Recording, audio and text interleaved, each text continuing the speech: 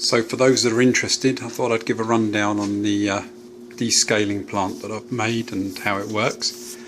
Designed with the WB1A in mind originally, but I've used it very successfully on the later models of Wiesmann boiler and on the 200s and 300s and on some of the older ones as well. So the WB3 I've used it on as well with great success. I've also cleaned quite a few valents with it. Valents can't be guaranteed, but we've only failed to clean one.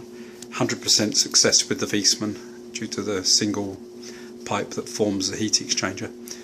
Problem with the valent ones, they've got the multiple pipes and you can't guarantee getting everyone clear. If you can't clear one, the acid will just run around the ones that are clear and leave you with one clogged pipe, but I only had it on one.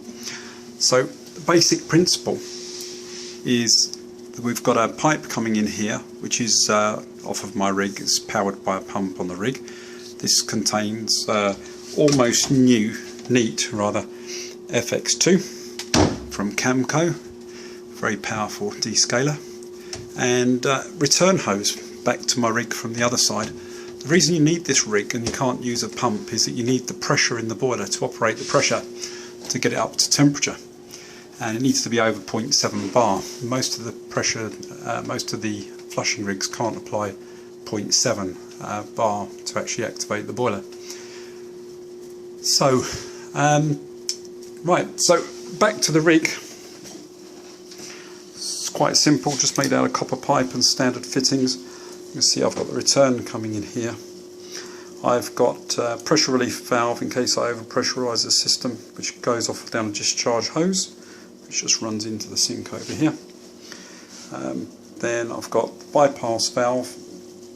I've got a filling valve which is attached to a Camco filling pump, and then I've got my filling hose here which is attached to the mains water, then running through here into a Grundfos pump.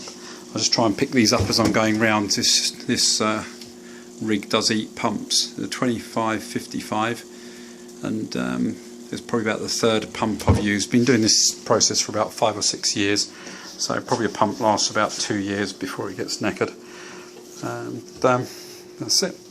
So the process, basically drain the boiler. The hoses, which are Camco flushing hoses, attached directly to the unions on the bottom of the Wiesmann boiler, and then put in about 3 litres of FX2 in through the pressure pump with the bypass valve closed, so it fills up the system more or less.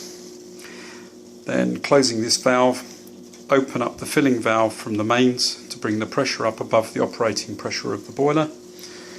Then open the bypass valve, plug in the pump, switch all of that on, and then we can fire the boiler up. Try and run it between 40 and 50 degrees. And this one's been up around 46 for quite a while. And we apply the power obviously to the boiler, and we've got that running. So the internal pump is running. My pump on the outside is running. So pumps in series add pressure, pumps in parallel add flow. So the maximum flow I should be getting through this is going to be very little more than the flow that we'd be able to get from the internal pump.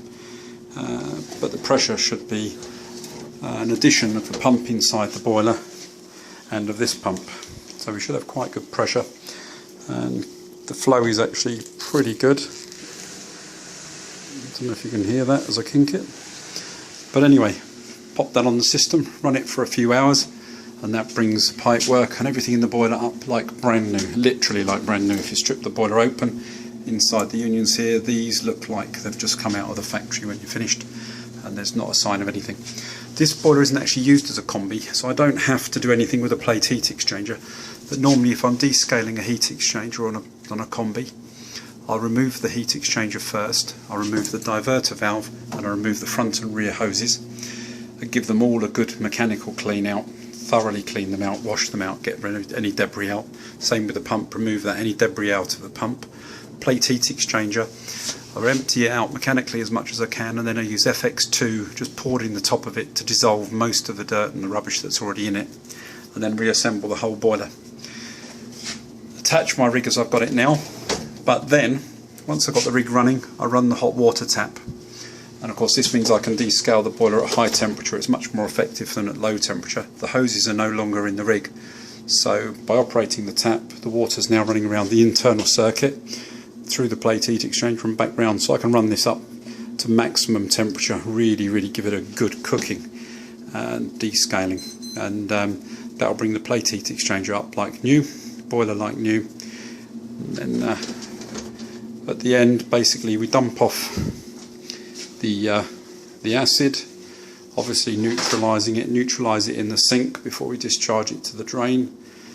Discharge all of that acid once it's neutralised, and then we flush through the boiler with clean water. I keep using the pump, turn on the mains in, close the bypass, open the dump valve and just let it run. If it's a combi boiler, obviously we turn off the gas during that process, especially if it's in a hard water area. And turn off the gas, but run the boiler. You have to keep resetting it. Get an F4 fault because there's no ignition.